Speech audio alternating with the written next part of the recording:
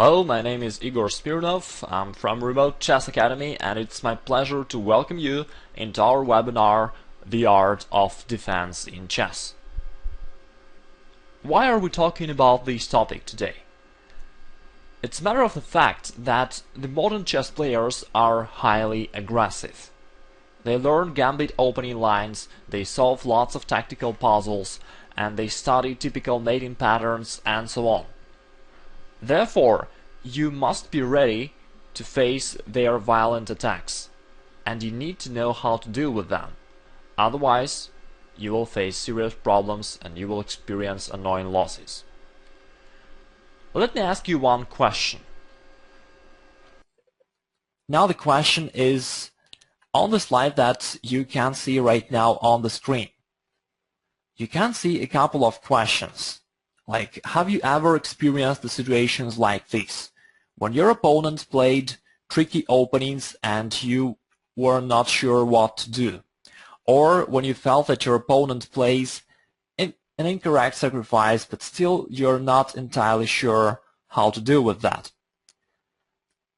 Have you ever experienced a situation like that? Please let me know.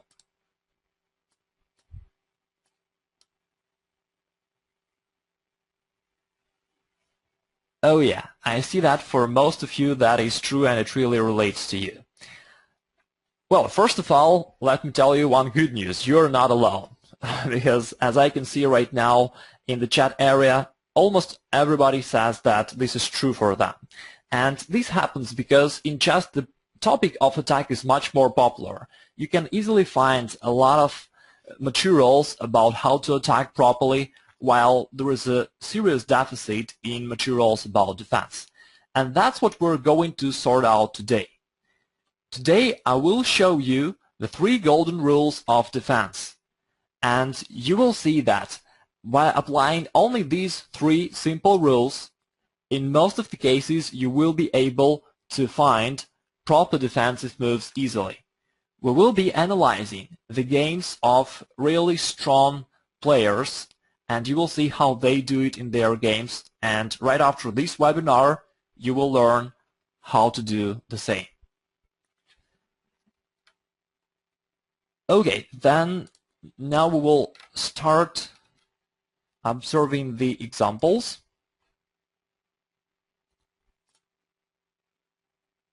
And here is the first one. This is a position from my game. I played with white. And right now, this is a pretty common and standard position. So the normal move for black would be to play c6, probably protecting the d5 pawn because currently it has been attacked.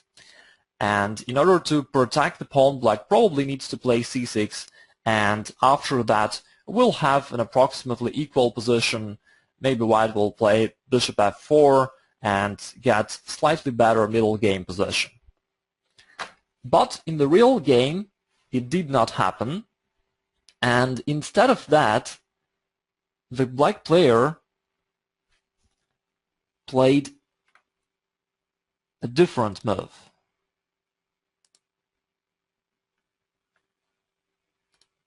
So let's come back to the actual game. And here black played f4. And although I see that some students have already seen this game, in any case it will be useful to analyze it once again, because we will analyze it from the standpoint of defense.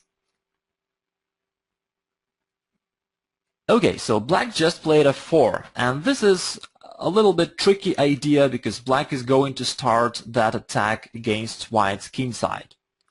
So the question is how to deal with such gambit ideas and with such aggressive players.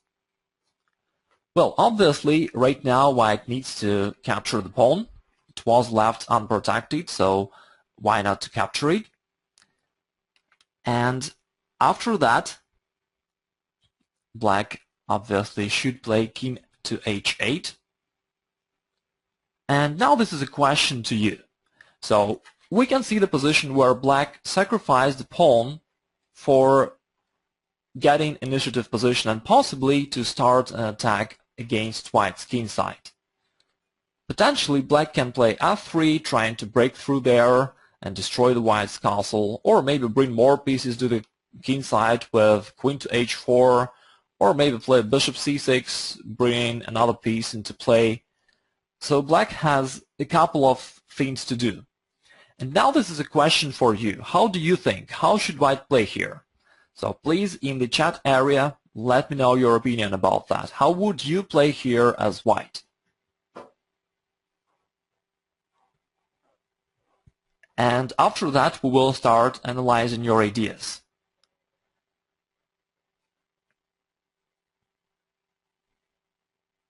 There are a couple of suggestions, and basically the two most popular suggestions are either queen h5 or maybe f3. Okay, let's give it a try. So queen h5 is a tempting move, that's for sure. So let's go into that line. After that, obviously white is attacking black's h7 pawn, and black needs to do something about that. He will play g6, and then the queen needs to go somewhere.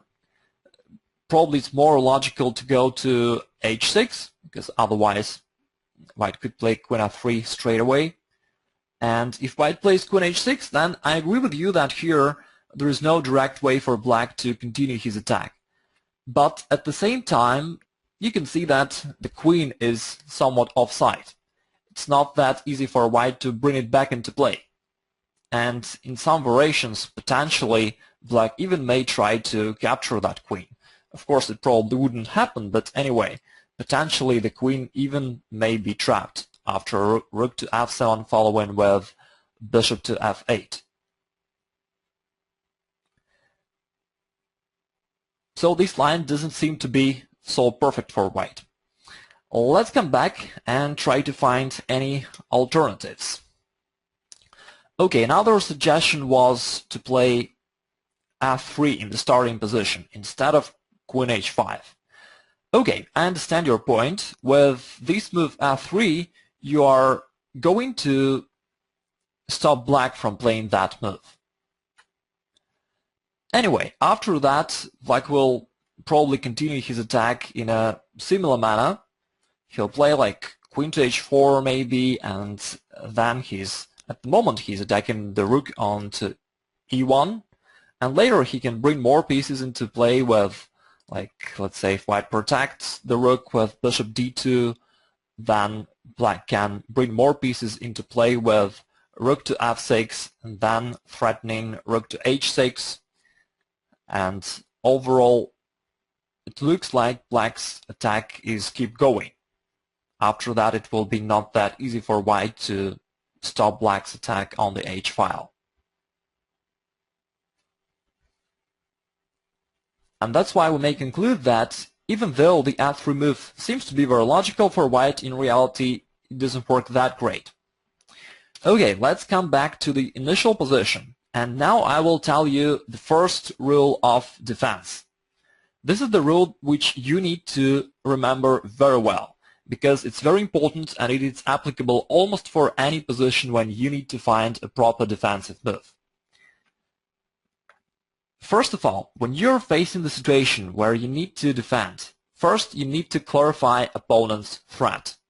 This is the rule which you must keep in mind. It means that, first of all, you need to understand which dangerous threats your opponent can potentially execute. For example, at the moment, what if black tries to play f3? Is it dangerous for white or not? Let's try to imagine that situation. I will now play any move for white.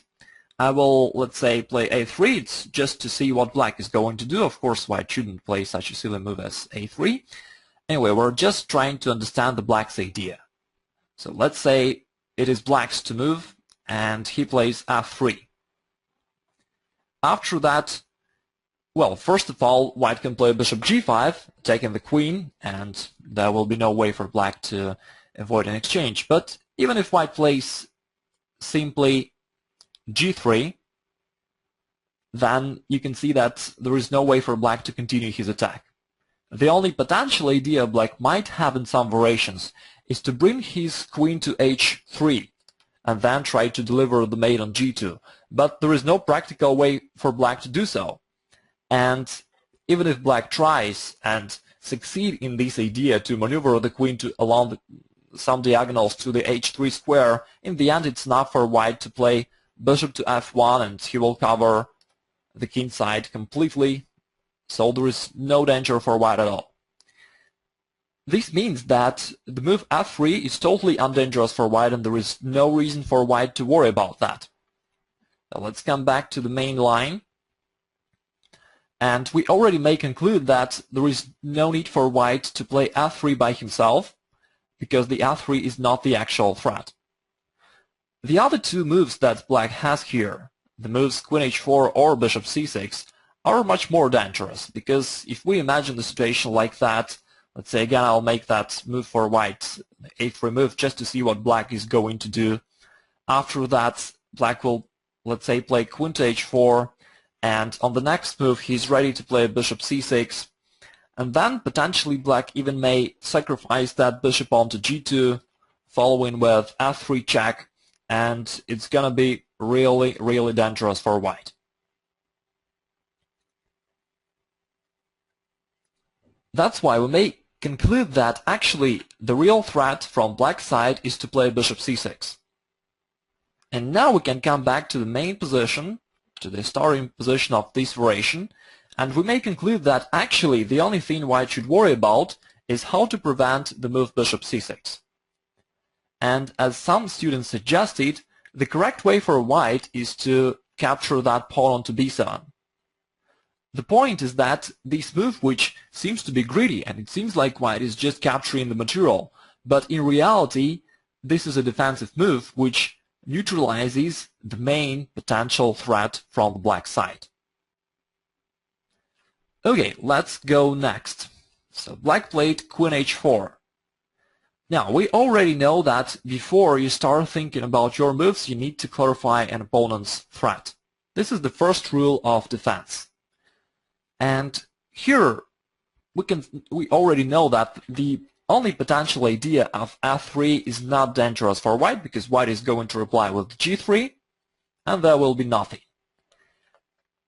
If you concluded that there are no actual threats from the side of your opponent, then you may continue your own plan. And that's why here white played bishop to d2. Now black tried to continue his attack, so he played rook to b8, attacking the queen. Obviously the queen must go back, so queen to d5 was played.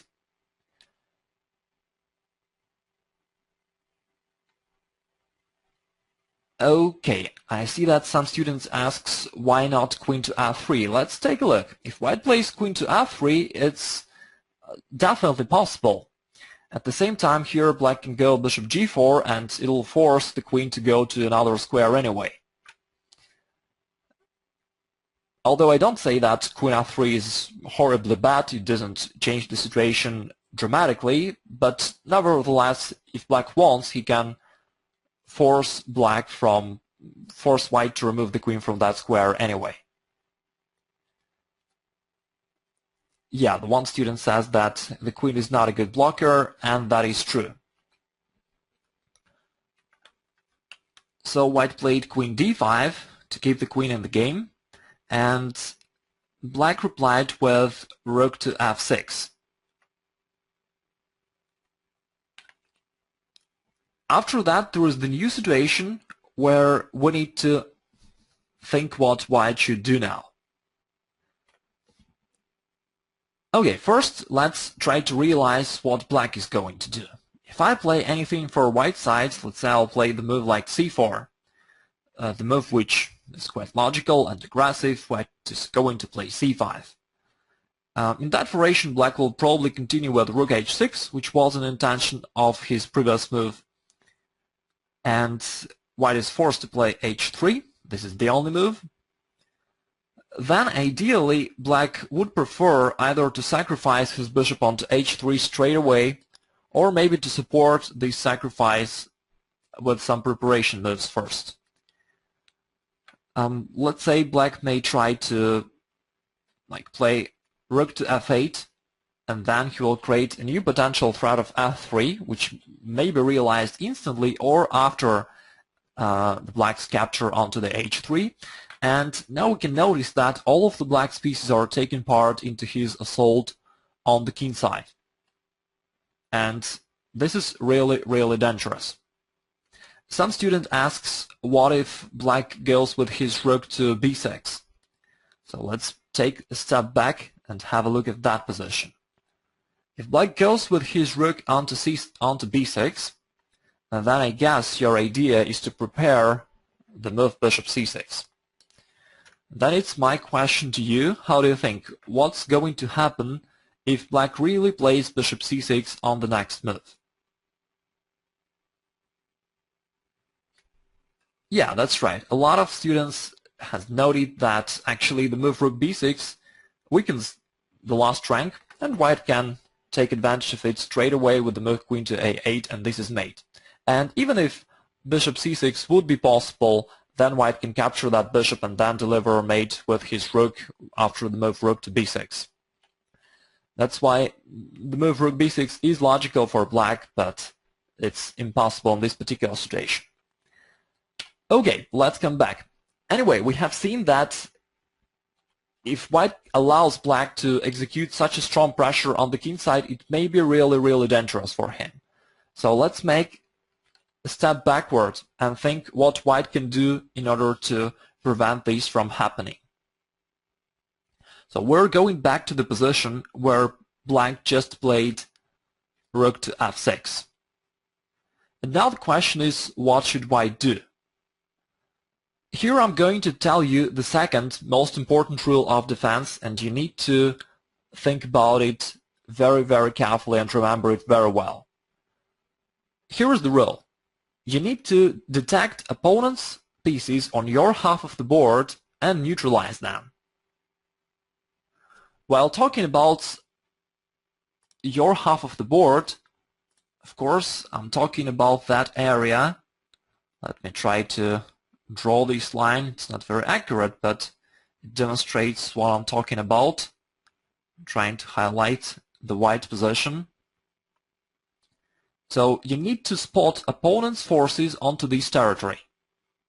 And after that, you can think to yourself, what should you do in order to remove those pieces from your area? And now this is a question for you. We can see two black pieces on the white's territory. This is the black's queen on the h4. This is one piece. And secondly, this is black's pawn onto f4. But of course, first of all, we should take care of the opponent's pieces because they are much more powerful and much more dangerous for you. What can white do in order to push away the black's pieces from his territory? That's right.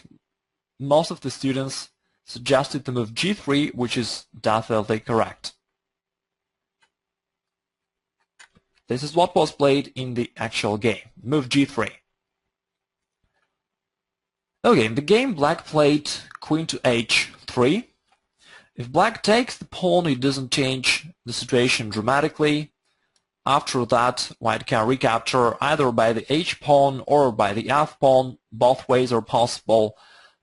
Maybe in the current position, white may take with the f-pawn because after that, potentially white can use the f-file in order to trade the rooks there. We still may remember that white has the extra pawn, and this is good for white to trade the pieces.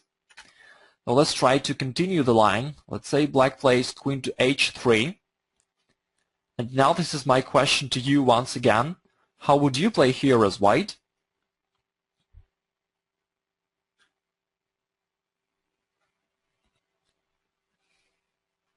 Okay, basically three moves were suggested. Bishop f1, queen g2, or rook to f1.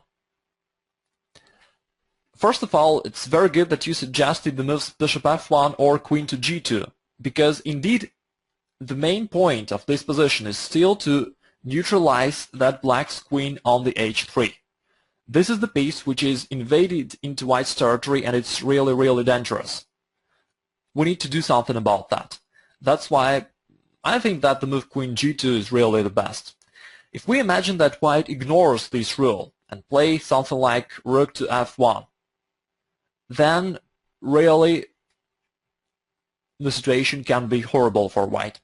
After that, black can execute a sudden sacrifice, bishop takes g3, and then after pawn takes, it's not that black captures the pawn with his queen.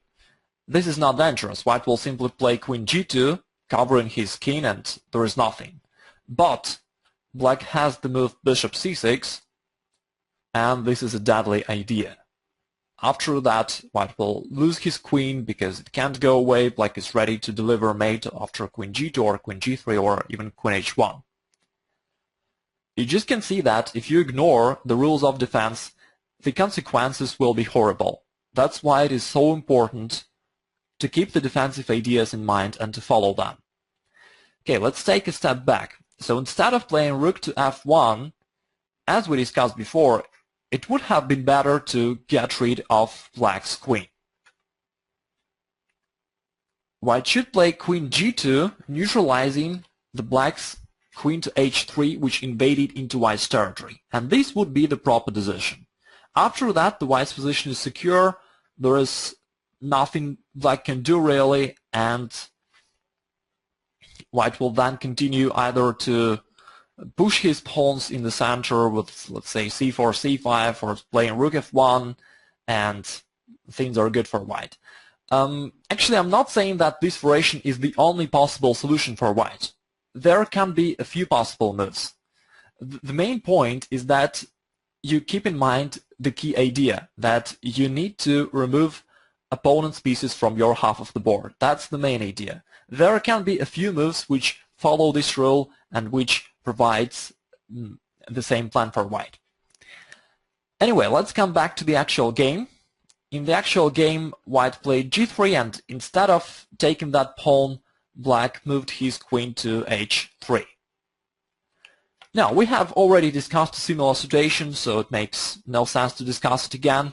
Once again, there is that intruder into the white's territory, and white needs to do something about that. White needs to either exchange it or push it back, and that's why we should play either bishop f1 or queen to g2. I completely agree with you.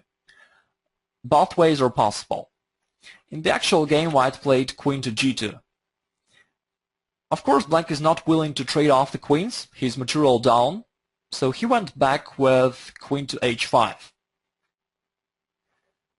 Now there is another question for you, and still you need to figure out what to do. You already know two main defensive rules. The first rule, you should clarify the opponent's threat. Ask yourself the question, what would black do if it would be his turn right now? Which attacking moves he can play, and whether it would be really dangerous for you or not. It's important to highlight the fact that we need to pay attention only to the really dangerous moves, not just any attacking move that he may have. For example, black has the move bishop to h3, but okay, it doesn't make a big difference. White can play queen to e4, and it doesn't really help black to execute his attack. The other idea which black has, the move f3, would be much more unpleasant for white, because after that the white's queen is very limited on its position. If it goes to h1 in the corner, then it's really misplaced, completely out of game. If white goes queen to f1, then it may be even trapped surprisingly with the move bishop h3 on the next move. And therefore we may conclude that the only real threat that which black has here is the move f3. So now we have spotted the actual threat. The only actual threat that black has is to advance his pawn to f3 and attack white. Okay, after you have realized the opponent's threat, you may start thinking about the ways to neutralize it. And also you may keep in mind the second rule, which states that if there is an opponent's piece on your half of the board, you should make your best to get rid of it. You can either exchange it or force it to go away.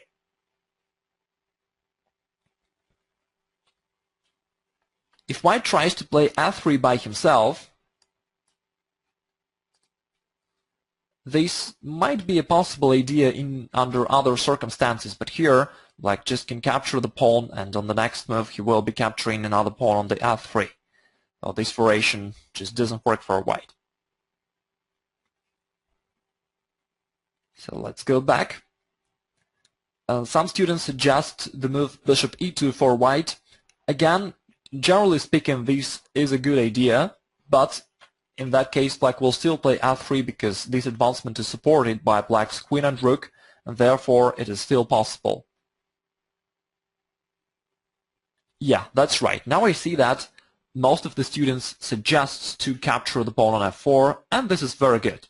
Actually, both ways are good. White can either take with a bishop or with a pawn, and both ways are good. Again, you just need to keep in mind the main idea. So in the game, white took with a pawn, and also it puts a little trap for black. If black now inaccurately recaptures the pawn with the move bishop f4, then instead of taking the bishop now, white has a much better option. Can you see it?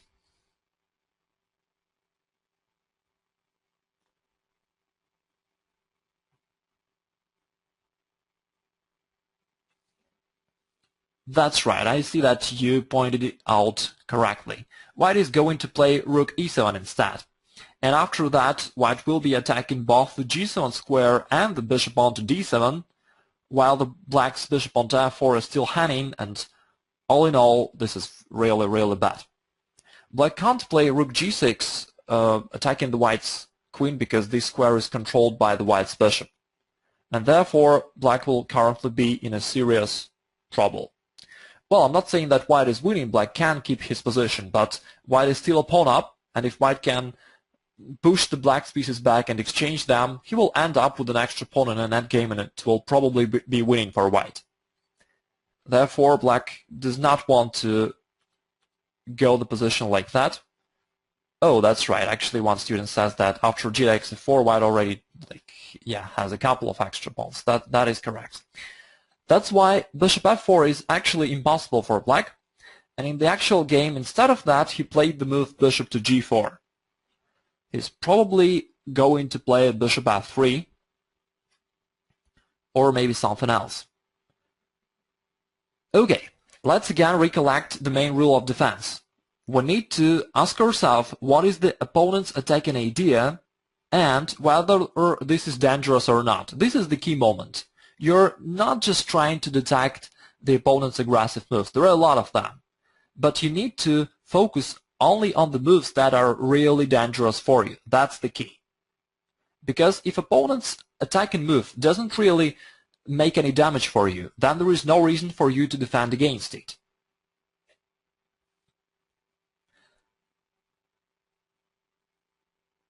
Now let's just try to think about that. Let's say it is black's turn right now. And let's say he played the move bishop f3. So I would play any random move for white again. I would play that move a3. Of course, it was not played in the game. I played just to see what black is going to do. And let's say black plays that move bishop to f3.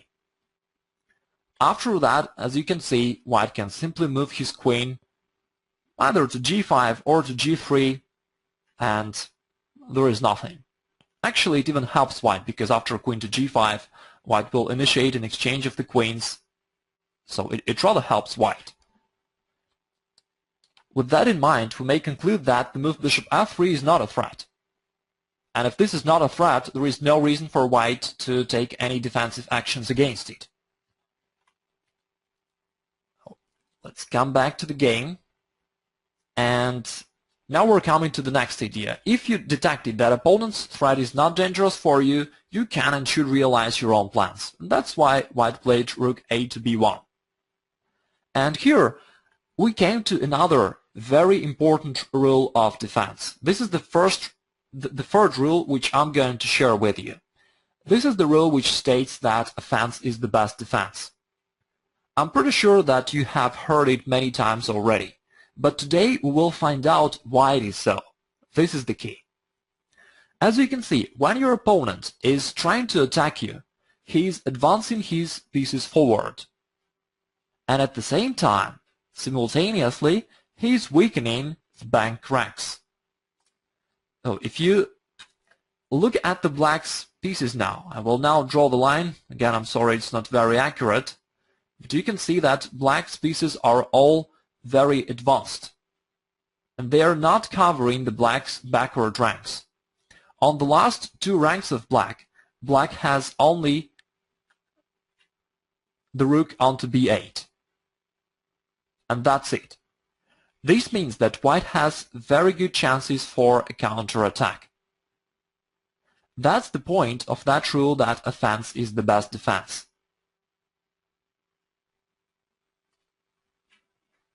Okay, now I will remove my drawing and will continue the game. Black certainly doesn't want to trade off his rook because after that his bank rank will be completely unprotected. That's why he played rook to f8. However, right now white can once again keep attacking black's position. And by the way, let me highlight once again the fact that even though it seems like black's attack is very dangerous, in reality there is nothing too dangerous for white because still bishop f3 is not dangerous for white, and if black takes on to f4, okay, it will attack the f2 square, but ultimately the black's bank rank weakness will remain to be the problem. So black cannot really remove his rooks from the back rank. And white can play rook b5, that is correct, and once again we are attacking our opponent. Offense is the best defense. This is really true, and you always need to keep this in mind, because your opponent will keep attacking you. He will keep doing this until you force him to stop, until you force him to start defending instead. That's the point of the move rook to b5. Now black needs to move his queen somewhere, and at the same time he needs to keep control over his bishop onto g4, and it's not easy for black to do so. If black plays queen to h4, white can reply with queen to g3 or rook to g5, and it's gonna be bad for black. That's why black tried this desperate move c5, trying to close the line in this manner. Of course white can just capture the pawn. It's gonna be one more extra pawn for white. Now already white has a lot. Black took that pawn on the f4, and there was an exchange on the f4, and we ended up with this position.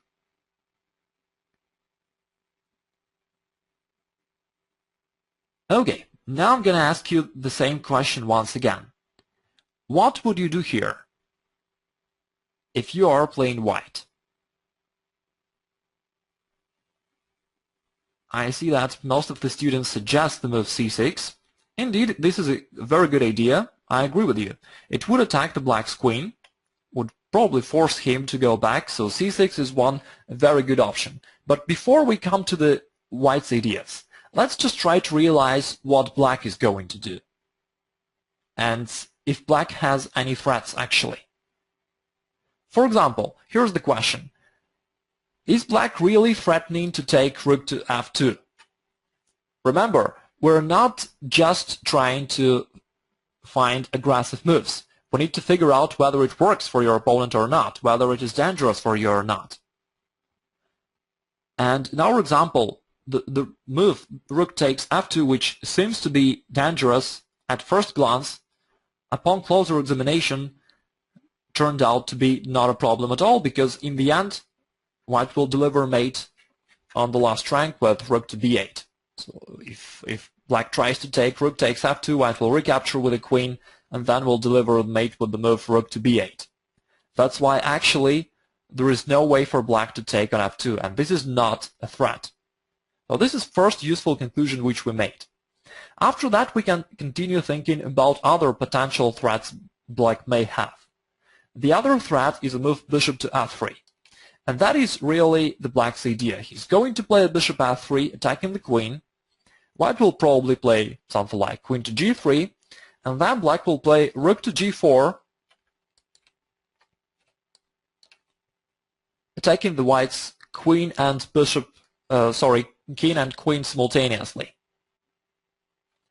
This is the only real threat which black has. And now when you know the opponent's threat, you can take some measures to get rid of it. Again, I'm not saying that there is a certain best move here for white. There are a couple of ideas. So one of them is to play c6, that's right, and start the counterattack. Another idea, which was executed in the game, is to play rook to b4, because it takes control over the fourth rank, and it prevents black from playing bishop f3 and then rook to g4. In addition to that, it helps white to trade off the pieces. When you're a defender and when you are ahead in material, it is always a good idea to trade off the pieces. You will lead the game towards the end game where you will win easily with your extra material. In the game, black played bishop to f3. Now there was one quite a funny idea that could happen in the game but didn't happen in the actual game. Initially it seems like white should take the rook onto f4, and it's really tempting to make that move. So rook takes f4. White is attacking the black's rook on the f8, and then black obviously needs to recapture, so he will take with his move rook takes f4, and here white will finally detect that the e8 square is under the control of the black's queen. Therefore, there is no way for white to play rook to e8, and then white will find out himself in a serious trouble.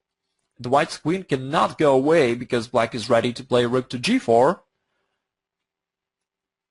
and then it seems like white should just resign, but in reality white has a fantastical move, bishop to e2, creating a counter pin on the black's queen. Now if black takes the queen onto g2, white will do the same with the move bishop takes h5. This is a really funny idea, and computer in this position suggests another fantastical move. Computer says that black must play queen to e8, installing one more pin, this time on the white's rook. And this creates a totally crazy position, and it's quite funny that almost all the pieces are pinned in one or another way. Okay, it's just a funny position. Of course, white doesn't have to go into that line, and it really didn't happen in the actual game. So let's come back to the actual game situation. After black played bishop to f3, white played queen to g3. This is certainly much easier way for white. And then the black's attack is almost stopped, because basically there is nothing he can do. In the game he played g5, just protecting the rook, but as you can see, black has no threats at all. Well, the fourth rank is controlled by the white's rook, and therefore there is nothing black can do. White just played rook to e7, and in a few moves black resigned. Currently white is threatening rook takes h7, the black's rook cannot move from the f4 square because white will play queen to e5 check and then queen to g7 mate, and it's totally hopeless, so in a few moves black resigned. This webinar will be recorded, by the way, and below the video you will find the link to all the games shown in this webinar, so if you want to see the whole game you can do it later on. We'll not spend time on that now. Anyway, right now let's draw the conclusions from this game. We have discussed the three main rules of defense. The first rule: you need to clarify opponent's threat. Before you can find the proper defensive move, you need to realize what are the dangerous ideas that your opponent has. Only after that you may decide how to counteract them properly. This was the first very important rule. The second very important rule is to neutralize opponent's pieces on your half of the board. If you do so, there will be no attacking potential in the position of your opponent, and there will be nothing he can do.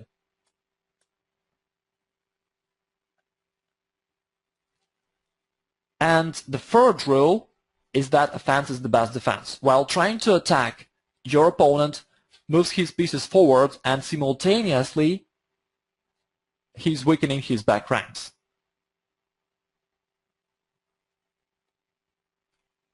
Okay, these are three most important, most fundamental rules of defense. Now let's take a look at some other examples, and we will see how the same rules were realized in other situations.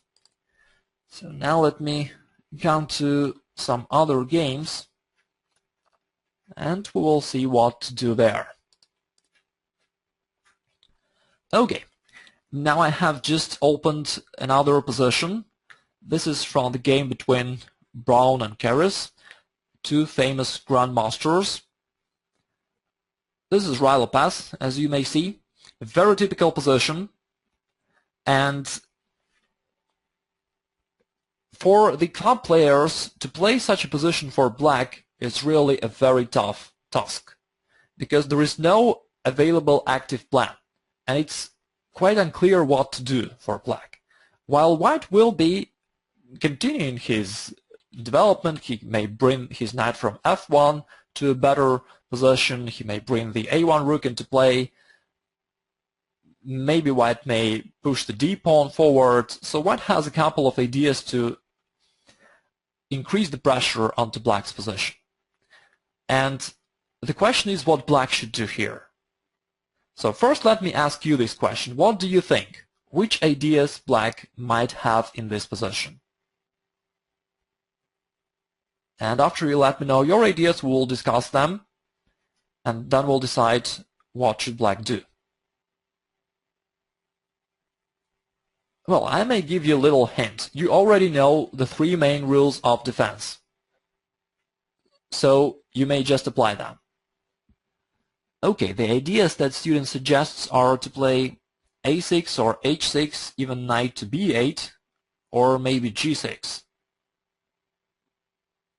Okay, there are a lot of very interesting ideas.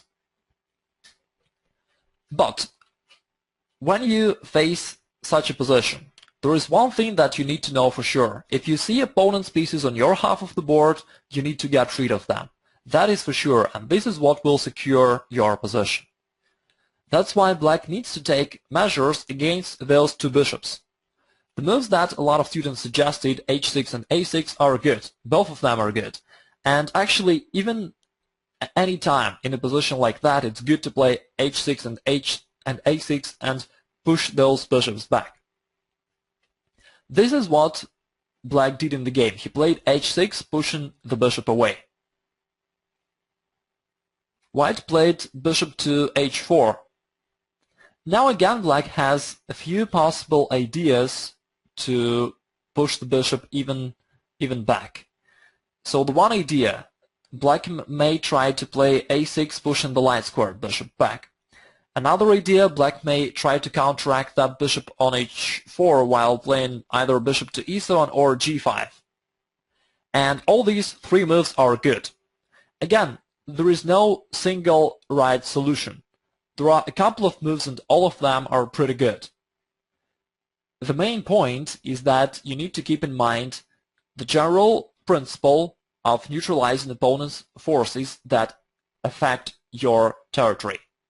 In our example, the bishop on the h4 is not staying on the black's territory, but nevertheless it puts pressure on the black's territory because it looks on the black's position and it causes some problems for black.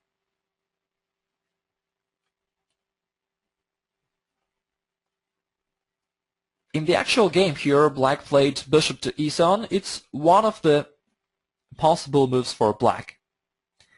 Okay, I see that some students asks about the move g5, isn't it weakening black position? Indeed, the move g5 is weakening black's position, but at the same time it does some positive things as well. It pushes the white's bishop away, and as you can see on the g3, this bishop would be totally passive, and such moves require your accurate calculation. Because if there is no way for white to exploit the weaknesses, it's okay for black to play g5. Into the current position, it is possible for black to play that. Okay, now I see that students ask, what if white takes on the g5? That's a good question. Although it's not exactly correct, but if you play blitz games, your opponents will very often do something like that. Let's give it a try. What if white takes? Black will obviously recapture and white takes with the bishop. This is a very common sacrifice and you need to know how to react. For lots of players, this would be a very difficult task. But for you, it's a lot easier, because you already know the rules of defense. So first of all, you need to realize what is the opponent's attacking idea. The opponent's idea is to use that pin on black's knight. So white will probably play something like queen to f3, then maybe he will play knight to e3 and knight to d5, trying to bring more and more pressure onto that knight. If white tries to transfer his rook or the queen to the g-file, in the current position it doesn't seem very dangerous for black. At least black always can play bishop to g7, so I don't think it will really cause problems for him. White can play bishop to g7 and then move his king to f8 if necessary, so there is nothing white can really do on the g-file. Therefore, the only possible idea that white may have is to play queen to f3 and then exploit this pin. And that brings us to the conclusion that black needs to neutralize the pin. And secondly, as always, if you see an opponent's piece on your half of the board, you need to do something about that. You need to get rid of it. So I think the best idea for black is to play bishop on e7 and on the next move to push away that bishop or exchange it. Black can then move the knight somewhere to play knight h7, for example. So let's just imagine how the game may continue. White will, let's say, play queen to f3, or any other move which he intended to play. Black will then continue attacking the white's bishop on the g5 and forcing it either to exchange or to go back. If white tries to go forward with bishop h6, then we will face the similar situation. There is an opponent's intruder onto your territory, and you need to exchange it or push it away. How can black do it?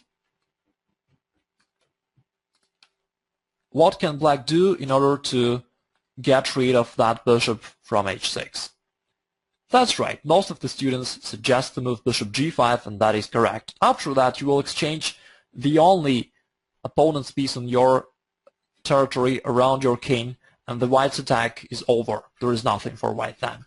If necessary, you can even bring the rook there, and the next moves would then rook to e6, rook to g6, and maybe even black will be attacking on the king side.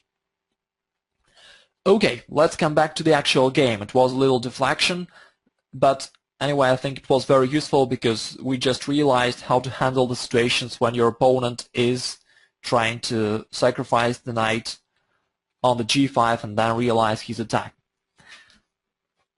So we're coming back to the actual game. Black just played bishop to e7. White continued with knight to e3. Now once again there are a few white pieces which influences black's territory. In the particular position, still there are two bishops which look at black's territory, and with his last move white brought the knight into e3, which is ready to invade onto the d5 or maybe f5 square in a suitable moment. So the question for black would be how to exchange those three active pieces. The knight onto e3, the bishop onto g4, and the bishop onto h4. If black can exchange them, he will solve all his problems, all in once.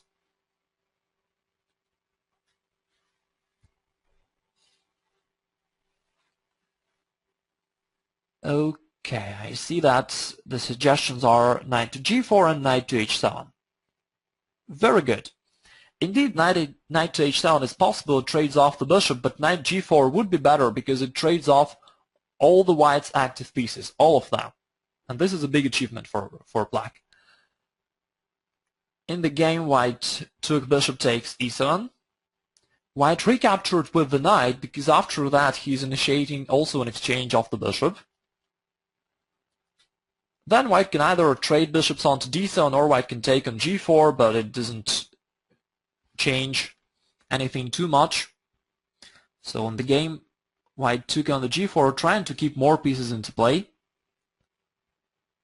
because then black may not recapture with the bishop onto g4, the rook on the e8 is hanging, and therefore black must take the bishop onto b5. This was played in the game, and then white continued with knight to h4. He's trying to continue his attack by all means. Although it seems like he doesn't really have too many resources there, he's still insistently trying to move his pieces there. Now the question is how to defend. Well, first of all, we can see that at the moment there are no big threats from the white side, so black may not worry too much about that. And secondly, we know that if you see opponent's pieces that are looking at your territory and they are ready to do something against you, you need to get rid of them.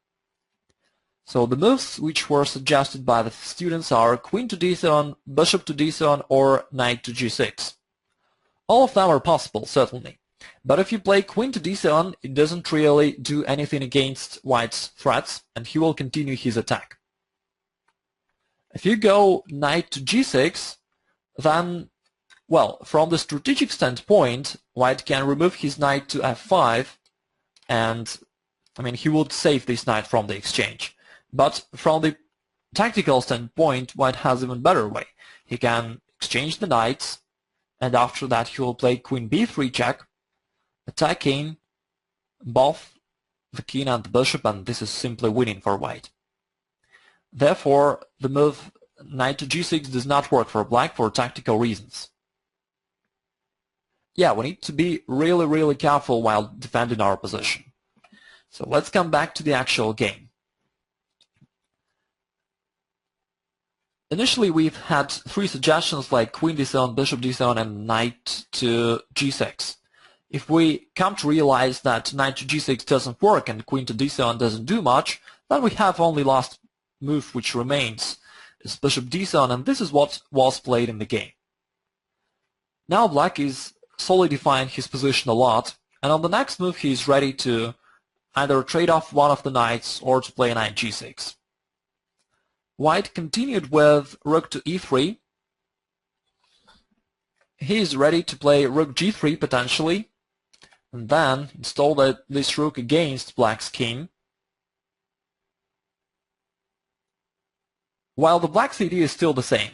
There are those two knights which are dangerous for black, which are looking at black's territory, and black needs to do something about that. The white's knight onto g4 is already under black's attack, and black can take it any time. But there is the other knight, the knight on the h4, which is still there, and black needs to do something about that. That knight can be attacked by the black's knight from g6 or by the black's queen from d8. That's why I would say that there are a couple of good moves for black. Yeah, a lot of students suggested the move knight d5, and that is a very good idea. But actually, even if you play any other move, even simple move like knight to c6, it would be good as well, because you still follow the main idea. But knight d5 is very good. So if you play the move like that, this is a discovered attack on the white's knight on the h4, so then after that exchange, black will secure his position completely. The moves like f5 or h5, they can be played of course, but you see that before playing the moves like that, you need to be very careful. So if you're going to weaken your position even more with some advancements, you need to evaluate the consequences very well. For example, if you try something like h5 or f5, you're weakening your position, and this might be possible, yeah, but you need to evaluate it very accurately. Like if you go h5, this is an interesting idea. You're going to capture the knight, but white may try to sacrifice it with playing like knight to h6, for example, check, following with queen takes h5. And I'm not saying that this is bad for black, but what I am saying is that you need to calculate this variation very accurately. You need to make sure that you're just not losing here. Okay, anyway, actually all the ideas which you suggested are good. Again, there are a few possible moves for black that may get rid of those knights. And if you pursue the right idea, then everything will be good. Some students asked about the move g5 for black. Well, in general, it may be possible in some other situations, but here white can jump with his knight either to f6 or to capture the pawn on the h6, so it's not going to be good for black.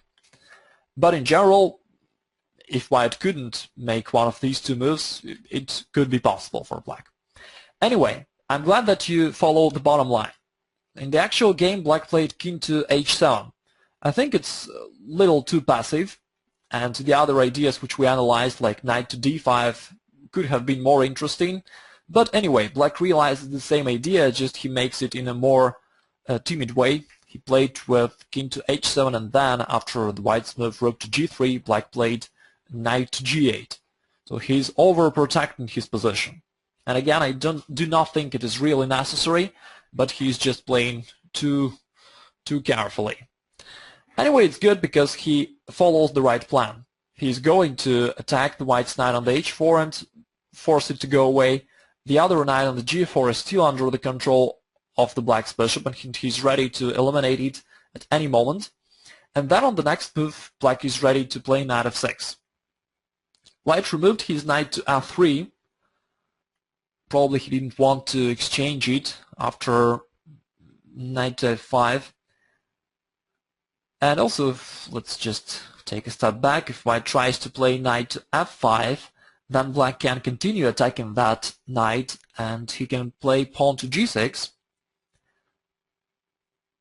And then the knight will have to come back to e3, which is really sad. Then black may even continue and play h5. So here, surprisingly, the black's knight on the g8 is standing very well. Anyway, it didn't happen in the actual game, so let's just come back to the real game situation. White played knight to f3, going backward, and this is very good for black. Here black can either play knight to f6, forcing the white's knight to go away, or what he did in the game, he just took that knight, and this is good as well. He just took the knight, and after that, white obviously should recapture with rook takes g4, and after that black continues with knight to f6, pushing that rook to go away. White played rook to h4, and potentially in some variations he's preparing the move knight to g5, making this check using the fact that the black's pawn is pinned, and after that maybe white can play queen b3. Well, probably white would play queen b3 first and only then knight to g5, so it might cause some little problems for black. That's why he played king to g8, and now his position is completely safe. There is no way for white to continue his attack. There is completely no way, and that's why we may already conclude that the white's attack was repelled successfully. During this whole game, black simply used constantly this one rule, a single rule, to find opponent's pieces on your territory and neutralize them. You can neutralize them by attacking them and forcing them to go back, or by exchanging them. This is what black did in this game, and he refuted the white's attack very, very easily. So if you do the same, if you just keep this rule in mind, it will help you a lot. As you can see, the rule is very simple. Very often there are a couple of ways for you to realize this rule and to follow it. And after some practice, you will even start doing it automatically. And it's going to be really, really easy and really effective. Okay, we will not analyze this game until the end. In the future, actually, if you're curious, here black played d5 and started his counterattack in the center, and then he invaded along the d file, and he even won the game. Actually, it happened pretty easily for him. Once again, the webinar will be recorded, and you will find the complete games below the video, so you can check them later. Now let's come to the next example, and we will analyze a few other very interesting games. Okay, let's come to this position.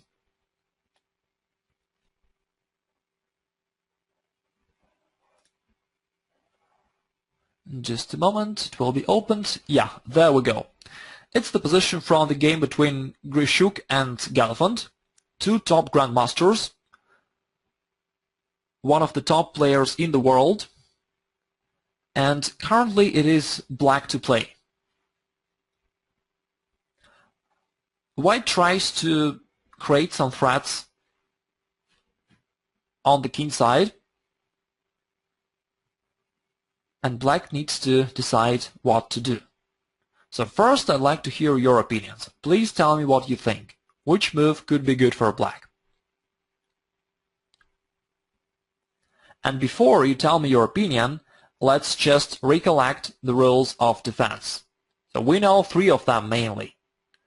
The one which states that you need to clarify the opponent's threat first. And the key point of this idea is not just to spot the aggressive idea that your opponent has, but to evaluate whether this is dangerous for you or not. That's the real question.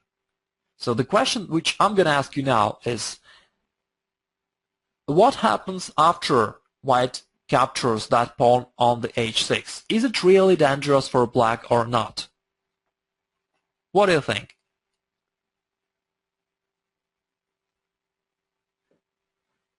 If we just imagine that black play any random move and then white continues and he takes that pawn on the h6.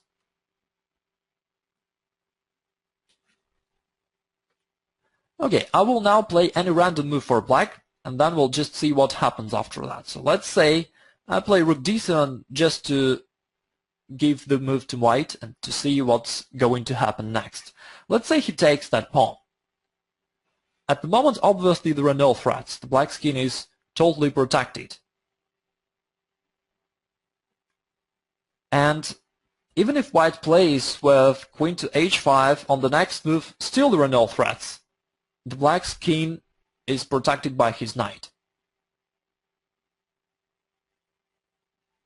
Because after queen h5, I mean, the h8 square is already under the control of the black's knight.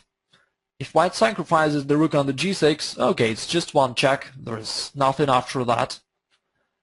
So we may conclude that rook h6 is not terribly dangerous for black. Yes, white won the pawn, this is what happened, but anyway, it's not that much dangerous. The next thing that we know is the rule which states that offense is the best defense. Usually, if you can start executing your own aggressive ideas and force your opponent to forget about his attack, it's gonna be the most effective measure. So let's imagine that black plays king to g7 protecting the pawn. White will probably continue his attack, most likely with the move queen to h5, this is pretty obvious, and then he is attacking the pawn on the h6, and now it seems to be much more dangerous than before.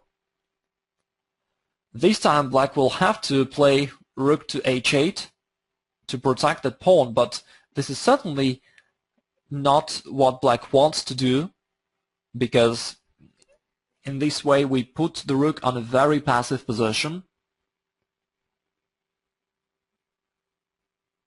Then white will continue his attack, maybe with a move like g4, and black still holds the position, but it's quite unpleasant. And white is rolling his attack very easily and flawlessly, without any problems. This is what happens if you ignore the right rules of defense. Again, we need to defend only if opponent's threats are really dangerous. If you detect that they are not really dangerous, that they are not really causing a huge damage to you, then there is no need for you to defend. Instead, you need to realize your own attacking plan. By doing this, you will take advantage of the situation that your opponent removed his pieces from the back ranks and weakened them. And then you will start your own counterattack and you will force your opponent to forget about his attacking intentions. So this is a very powerful idea which we always need to keep in mind. So now I'm coming back to the starting position. If we know that the move rook takes h6 is not a serious problem for black, then instead of trying to defend, you may ask yourself what black can do here. How can black realize his attacking ideas? And now let's think about that. So let me ask you this question. What do you think? How can black try to expand, to go forward, to create any problems for white? I see a couple of suggestions. The one suggestion is knight takes f4. Well, this is impossible because the pawn is protected by the rook from f1. The move rook to c4. Again, generally speaking, it could be a good idea, but right now this is impossible. This is covered by the white's queen, and the f4 square is covered by the white's rook. So immediately black cannot go forward. But black can first play b5. That's right. This is what he played in the game. After b5, black can either continue with rook to c4 with the support of his pawn, attacking the white's pawn on the f4, or black can continue pushing the pawn playing b4, and it will disturb the white's knight, and it's not that easy to realize where the knight will go. Probably white will have to go on the edge and replace it to a very passive position. That's why b5 is a very effective idea. White took rook takes h6, and here black continued with b4, attacking that knight on the c3. As you can see, there are no convenient squares for this knight to go to. That's why white took the pawn, and black obviously recaptured with a queen. Now you can see that this queen is putting pressure on the white's knight on the b3 and indirectly on the pawn onto b2. Also, black is currently attacking that pawn on the f4, which is really unpleasant for white. And all in all, the white situation all of a sudden became quite crucial. And this is a very typical idea, and once again I want to highlight this fact. When your opponent starts his attack, your initial impulse is to start defending. This is the most natural reaction. But this is the most natural reaction of weak players. Strong players know that when your opponent is attacking, when he's moving his forces forward, when he's moving his pawns forward, he's weakening all the backward ranks. For example, right here, you can see that white tried to attack on the king side and he moved his rook there. Yeah, from the attacking standpoint this is good, but from the other hand, this rook is completely out of the game. Also, we can see that that knight on the b3 doesn't really have any good squares to go to. While trying to attack on the king side, white advanced his pawns to f4 and e5, and now they became the object of an attack. Well, this is the negative side of opponent's attack, and you always need to remember about it. So when your opponent is attacking, he is weakening his position simultaneously. And you can and should take advantage of it. If you understand this idea very well, you will then understand the real reason behind the rule, offense is the best defense. Because everybody heard about this rule, but no one can really follow it. But after this webinar, you will be able to do that, because you will understand the inherent idea behind this general rule, offense is the best defense. And the idea is that you need to take advantage of your opponent's too expanded position. And by starting your counterattack, you will very quickly force him to forget about his attack and to start caring about defending his own position. Okay, so we'll finish with this game. Again, you will find the complete game with commentaries below the video. This webinar will be recorded and you will find the complete game there. Now let's just go forward and take a look at some other examples. For example, here is one of them. You will see the screen soon. This game was played actually just a few days ago.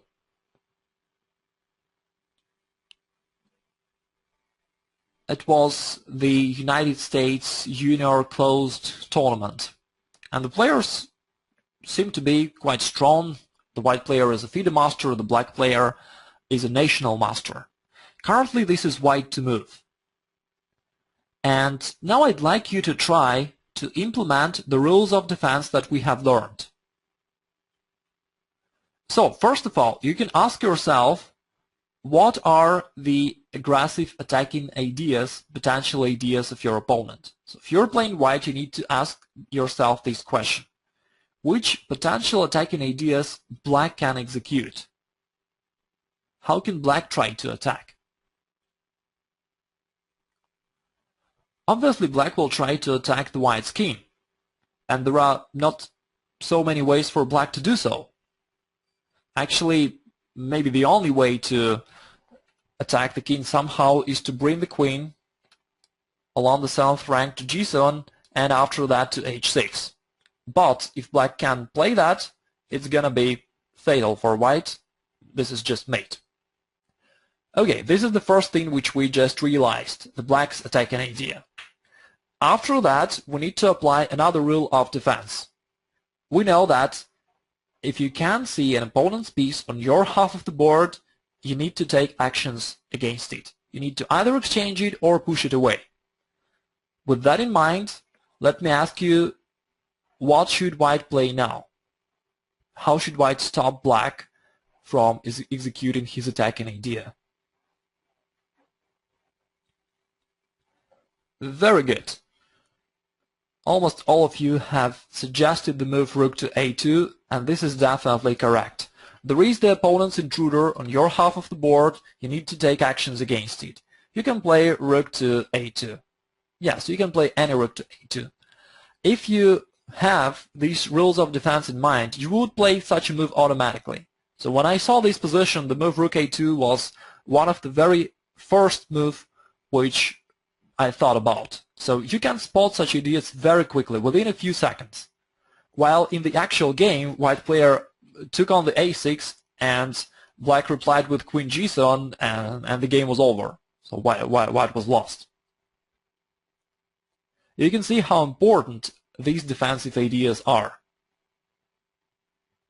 While ignoring them, white lost the game instantly. While his position was actually not that bad. Let's come back to the actual game. Indeed here, I think that instead of rook to a6, the best way would be to play rook to a2. Surprisingly, even after that, there is one very shocking way, I would say, for black to still win the game. But the way is very difficult to find, and I think there would be tremendous chances for white to save the game or even win it, because it's really difficult for black to find the right way. The right variation starts from rook to c6. At very first glance it seems like white is in trouble because the queen is trapped, but upon closer examination you will see that white has a nice counterblow. White has the move bishop takes d5. And then white is putting the pin on the black's rook, and this time it seems like white is winning. White just captured the pawn, the very important central pawn, but it turns out to be the same. Black has the way for a win, but it is, again, a very tough idea. Black needs to trade the white's bishop and then to play g5. After that, black is preparing a discovered attack on the white's queen with the move rook to h6. It's gonna be check on the white's king, and also it's gonna attack that queen onto d5. Even if white plays king g2 and removes his king from that check after rook h6, then danger comes from the other side. Black can continue with rook to c2 and deliver that check from the other square.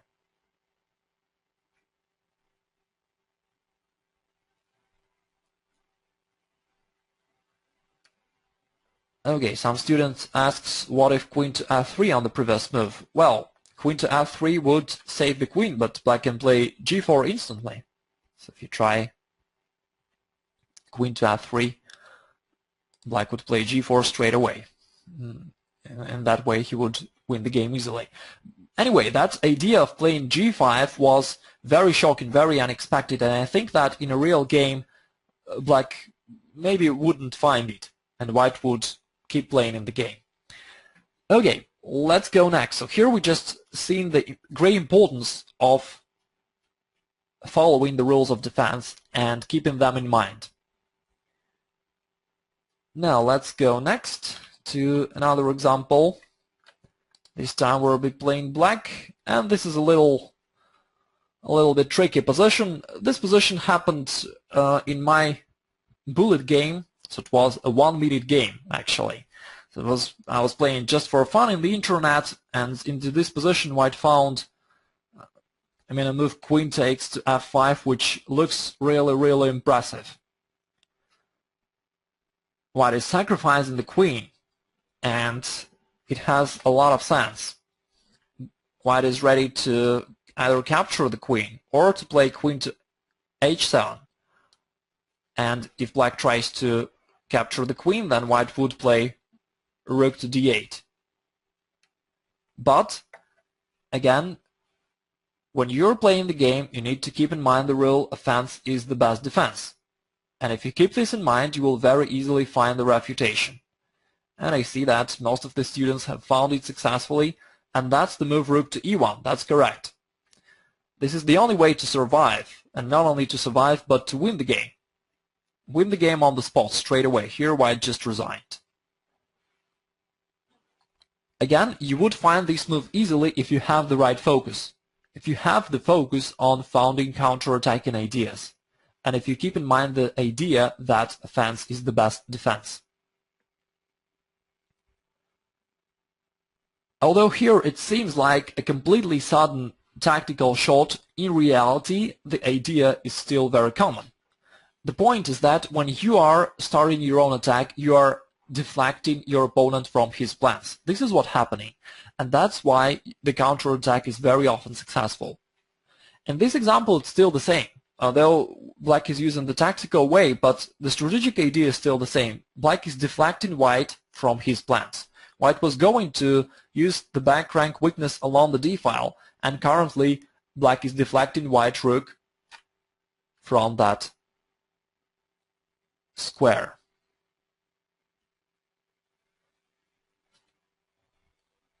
After rook takes e1, black would simply play queen takes f5, and black is ahead in material, and of course he's winning. Well, white can try the last joke. Maybe he can try rook takes c5. If black inaccurately captures the pawn, white will play knight to f7 check, but of course black doesn't have to fall into this trap. Instead, he can simply play any move of his queen, basically. Anyone is good. Queen b1 is the best, that's right. Okay, so this was the tactical example, but mainly I'd like you to focus on the general idea. The general idea that you always need to keep in mind the attacking moves. Okay, now we are finishing for today, and let me just once again describe these three main ideas of defense. The three main ideas that we discussed. Let me try to show them on the screen as well. If I can find it quickly, I'll show it to you.